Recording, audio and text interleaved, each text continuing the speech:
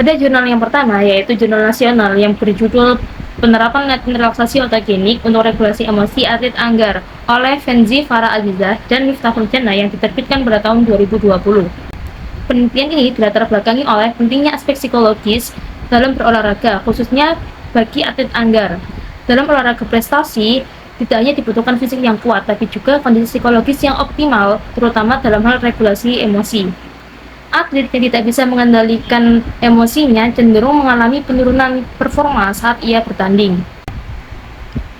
Kalian tahu nggak sih apa itu regulasi emosi? Jadi, regulasi emosi itu kemampuan individu untuk mengelola, mengevaluasi, dan mengontrol respon emosional yang muncul. Salah satu cara yang dapat digunakan untuk meningkatkan regulasi emosi yaitu dengan meditasi otogenik, yakni terapi relaksasi yang melibatkan sugesti diri untuk mencapai tahapan kondisi tubuh dan pikiran yang tenang. Berdasarkan hal tersebut, penelitian ini dilakukan untuk mengetahui apakah latihan relaksasi otogenik itu berpengaruh terhadap regulasi emosi pada atlet Anggar. Lalu selanjutnya ada identifikasi variabel.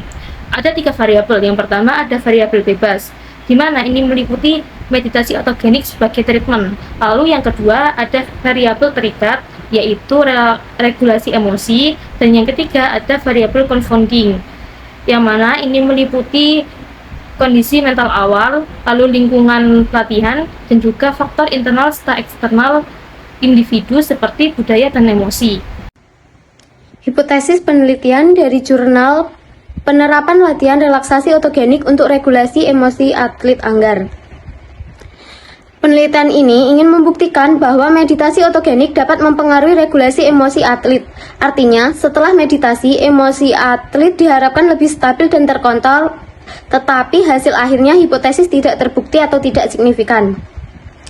Metode penelitiannya, partisipan atau subjek penelitian berjumlah 8 atlet Anggar, lokasinya Jawa Timur. Semua atlet dijadikan subjek total sampling, jadi tidak ada pemilihan lagi, semuanya langsung diteliti.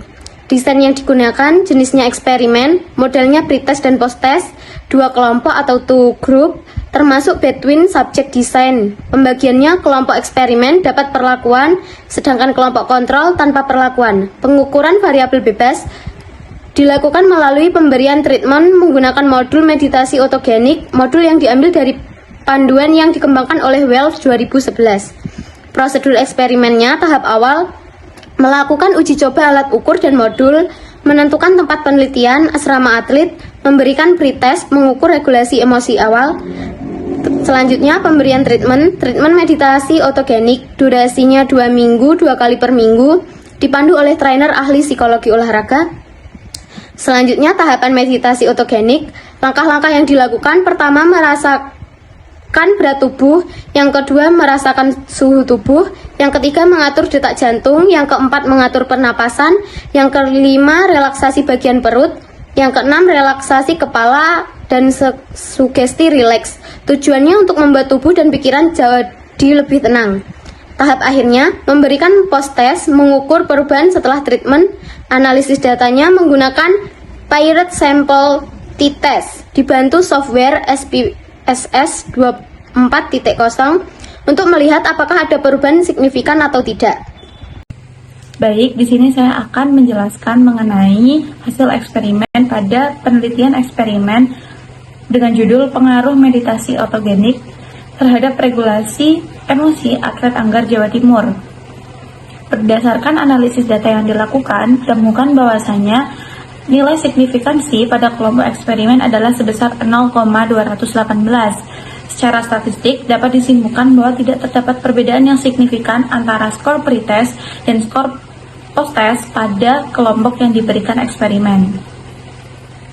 Meskipun hasil uji statistik tidak menunjukkan signifikansi, tapi pada deskripsi datanya dapat ditemukan sebuah temuan yang menarik, bahwasanya pada kelompok eksperimen dan kelompok kontrol ada peningkatan nilai rata-rata dari pada kelompok eksperimen sebesar 35,12 menjadi 37,13. Hal ini berbanding terbalik dengan kelompok kontrol yang justru mengalami penurunan dari rata-ratanya 36,63 menjadi 36,50. Angka ini memberikan indikasi bahwasanya intervensi meditasi otogenik sebenarnya memberikan pengaruh positif terhadap regulasi emosi subjek atlet anggar di Jawa Timur, meskipun belum cukup kuat untuk menembus angka statistik. Sebagai kesimpulan, penelitian ini menyatakan bahwasanya H0 diterima, artinya tidak ada perbedaan signifikan meditasi otogenik terhadap regulasi emosi pada atlet anggar dalam penelitian ini. Meskipun hasil statistik tidak menunjukkan ketidaksigifikanan, penelitian ini memiliki kerangka metodologi yang sangat-sangat solid, yang sangat-sangat bagus.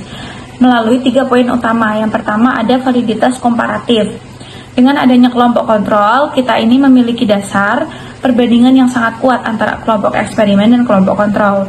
Ini memungkinkan kita untuk membedakan mana efek yang benar-benar berasal dari meditasi dan mana efek yang hanya sekedar perubahan alami karena faktor waktu. Kemudian yang kedua, pemantauan baseline. Pengukuran pretest memungkinkan kita untuk melihat efektivitas. Kita bisa memantau pergeseran regulasi emosi atlet tepat dari titik awal sebelum intervensi dimulai. Yang ketiga, ada instrumen terstandar. Yang tersebut menggunakan kuesioner ERQ atau Emotional Regulation Questionnaire yang sudah terstandarisasi secara internasional, sehingga hasil yang diukur selaras dengan konsep psikologi modern. Namun, selain beberapa kelebihan tadi, ada juga kekurangan yang mana mempengaruhi hasil eksperimen. Yang pertama ada history trait atau penelitian tersebut sangat sensitif dengan gangguan eksternal. Yang mana dalam kasus tersebut, tekanan dari sistem promosi degradasi yang seperti saya sebutkan tadi menjadi stresor yang mengaburkan efek dari variabel meditasi itu sendiri. Yang kedua ada sampel terbatas, yang mana pada penelitian ini hanya mengikut sertakan 8 atlet, kekuatan statistik menjadi sangat lemah. Yang ketiga ada intensitas dan habituasi. Durasi 2 minggu dalam 2 kali dalam seminggu dinilai masih kurang untuk membentuk habituasi saraf dan perubahan kebiasaan yang menetap. Terlebih lagi, penelitian tersebut bergantung pada kepatuhan latihan mandiri atlet yang dinilai sangat sulit untuk dikontrol.